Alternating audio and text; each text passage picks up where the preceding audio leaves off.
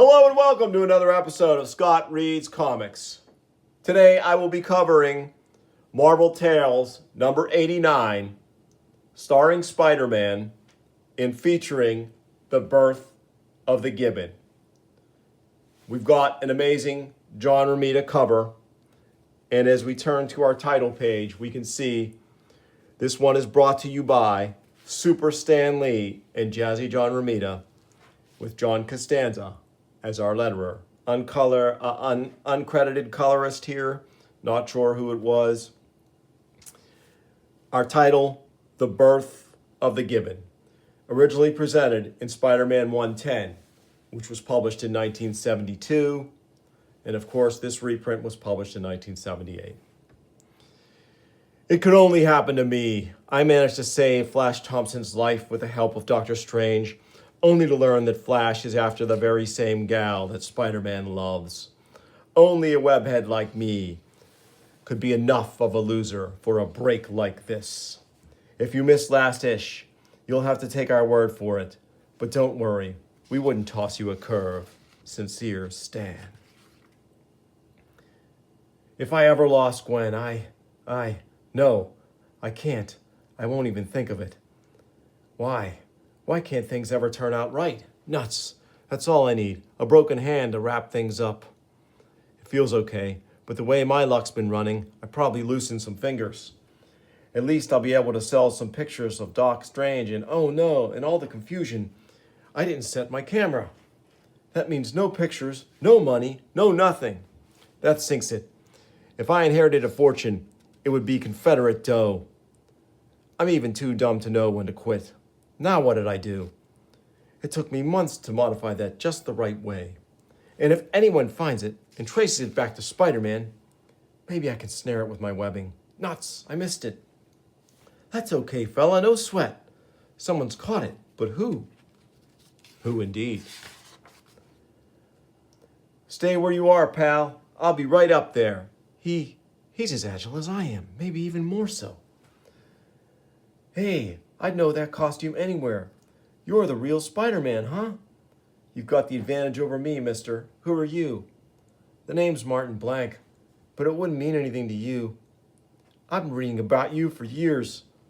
How about that? Even a freak like me can help the high and mighty Spider-Man. Freak? You're no freak, Marty. But you sure are the most nimble guy I've ever seen. Big deal. That and a token will get me on the subway. Look, I don't know what's bugging you, but everybody has his share of the downs these days. Believe me, I know. You, a guy like you, has it made. No one goes around laughing at Spider-Man. They may be scared of you, but they sure don't put you down. Hey, come on. You wouldn't want to trade places with me, not if you really knew. Mister, if you're as ugly and as creepy looking under that mask as I am, then I'll listen to you. Otherwise, thanks for the sermon, but you can't know where it's at. Stan with that jazzy 70s lingo. You win, Marty. I'm probably the last guy in the world to give any advice to anyone else. Thanks for the camera. See you around sometime here. See me around. Huh, that's a laugh. I don't exactly make the superhero scene. Hey, shut that door, stupid. It's drafty in here. How'd they ever let a chump like you in this flop house? If he got a better look at me, he'd have said chimp instead of chump. He'd have said this dump is too good for me, like they all say.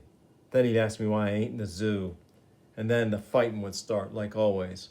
But I'm through fighting. I'm through caring what anyone says or thinks. I can't fight everybody.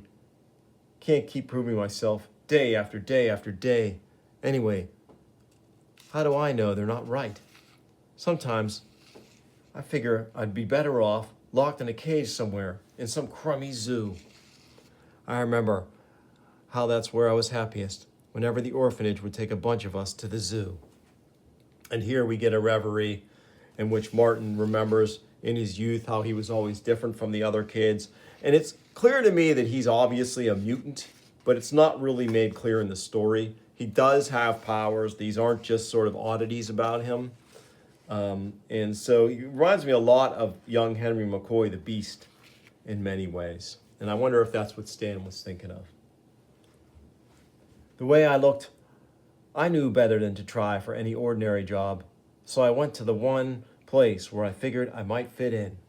I'm a good acrobat, and I'm strong as a gorilla. Just give me a chance. I'll do anything. Look, kid, I got no time for, hey, that's no mask. It's really your face. So they found me a job and a monkey suit to go with it. But even at the circus, he's given short shrift, not allowed to come to his full potential. And he comes to the realization, I can't take it. I can't. If they don't stop, I'll go mad.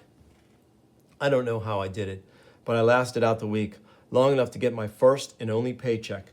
And then, as the circus train pulled out that night, they'll never laugh at me again. My money's almost gone. All I've got left is this crummy monkey suit I took with me. Don't even know why I took it. But maybe I do know. Maybe I've known all the time and wouldn't admit it to myself. But now, after meeting Spider-Man, maybe now at last I'm ready for what I've got to do. Meanwhile, we get back to Spidey, recovers his clothes after meeting the Gibbon, goes home. He's at the point of exhaustion, and he's involved in a relationship with Gwen at this point. But he's so insecure that in the previous issue, learning that Flash Gordon was interested in pursuing Gwen Stacy was enough to make him think that their relationship was at risk. And so he's just sort of spiraling here into exhaustion and a malaise.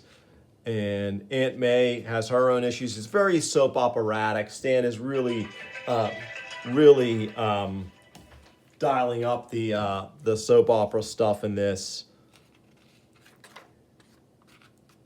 Aunt May is dismayed because Gwen has confronted her over her constant coddling of Peter. And so she's going to make a fateful decision in the next issue. I should have known the strain of being threatened by Spider-Man. It was bound to get to you. So in the previous issue, Pete had arranged a sort of a fake scene where he put his clothes on a dummy made of webbing to make it look like Spider-Man was assaulting Peter Parker. So of course he could preserve his secret identity. It's all a bit much, but certainly with the melodrama that's being laid down here, it works. Enter Flash Thompson and Harry Osborn. Hi, Gwen. We passed Mrs. Parker in the hall, and hey, what gives? Harry, Flash, I'm so glad you're here. Peter just arrived. He isn't hurt or anything, but he was so tired he couldn't stay awake. Any clown who can't stay awake when you're around, honey. Stop it, Flash. It's nothing to joke about. Maybe he isn't a big, strong, rugged war hero like you, but... Whoa, easy, Gwen. Flash was just kidding. Wow, I've heard of tigresses fighting for their mates, but they've got nothing on you, lady. I don't mean to go all getting uptight, but I just can't bear it when people are putting poor Peter down. Maybe he's not your cup of tea, but he's all the man I'll ever want. Look, why not let Flash take you home? I'll stay here with Pete. All he needs now is rest. I hate to leave him, but I guess you're right. He's a lucky guy to have you, Gwen. So Pete wakes up a little while later, realizes Aunt May's gone, and he's worried about her. Of course, this is Aunt May's apartment. She's left a letter. She's not there. The phone is ringing. So any excuse to be Spider-Man. It gives me an excuse to race out into the night, to go into action. Anything to take my mind off Flash and Gwen. I'll try her apartment first. Maybe she was sleeping, didn't hear the phone. Just another few blocks and hey, my spider sense, it's starting to tingle. There's danger nearby, but what? Spider-Man, hold it. I've been waiting for you. I figured you'd show up sooner or later, somewhere among the rooftops. Come on up. We've got some rapping to do. A talking gibbon, but they don't grow them that big. Quit the kidding. You know who I am. Hey, you're that fella I met yesterday, but I've got a deal to make. You want to make a deal? This I've got to hear. Look, I'm strong. I've got guts. And I can do most anything you can. Oh, great. That's all I need. Another competitor. What's the matter with you? Can't you understand? I want to be your partner. My partner? So that's what you've been up to? Last time I saw you, I didn't know it was an audition. No, don't laugh at me. I can't stand anybody laughing at me. Stop it, I said. Stop laughing. Nobody laughs at the Gibbon. Nobody's going to laugh at me ever again. Hey, put it where it is, pal. What do you expect when you go skipping around like a pint-sized King Kong? In fact, I'll let you in on a secret. I still feel like a nut myself when I go out in public in this skin-tight Spidey suit. The toughest thing about being a superhero is getting up the nerve to wear these corny costumes. You're doing it again. You're laughing at me, mocking me. I warned you. You can't say I didn't warn you. All my life, they laughed at me, and I had to take it. But I don't have to take it anymore. Do you hear me? Not anymore. Now look, my fuzzy friend, fun is fun, but don't get carried away with yourself. You can't save money on a shrink by telling your troubles to me. I've enough of my own. You broke my grip like it was nothing. It takes more than a monkey suit to give you super strength, Sonny. Now go on back to Sesame Street, will you? I've got things to do. No, you can't just ignore me like this. You can't. I am strong. I am powerful. I was always the strongest, wherever I was. This time, I know what I'm doing. This time, you won't get away by tricking me. Oh no, not again. You're still laughing at me? You still don't take me seriously. But you will after this. You will. Oh no, what did I do? He'll fall to his death. No, he'll be killed. It might be worth it to shut you up, but that would be doing it the hard way. Look, I hate to be a party poop, but you're not my idea of a fun person. Come back. My plans depend on you. You were my last chance, my last hope to be someone. Now it's too late. I'm alone again. Alone. But alas for us all, the man in the Gibbon suit is not quite as alone as he thinks he is. I found him at last. He has the hatred, the anger, the untrained energy of a savage beast. I will harness his energy, nurture his hatred, and give him power beyond his wildest dreams. He shall truly become the Gibbon. He is the tool I shall fashion to cause the death of Spider-Man. Next, the ape and the arachnid, featuring the shocking return of the supervillain you have most requested. And of course, hindsight tells us that this supervillain was, as we can see by the silhouette, Kraven the Hunter. And the Gibbon would come to a tragic end, his potential unrealized in the Marvel Universe, which is kind of sad. I thought he was a great character.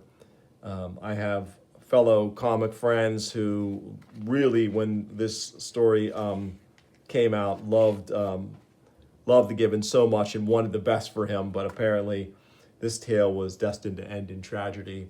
And I probably should cover issue 90 of Marvel Tales, which gives us the second half of the story on the show, and I may do that in the near future, just to bookend it for us.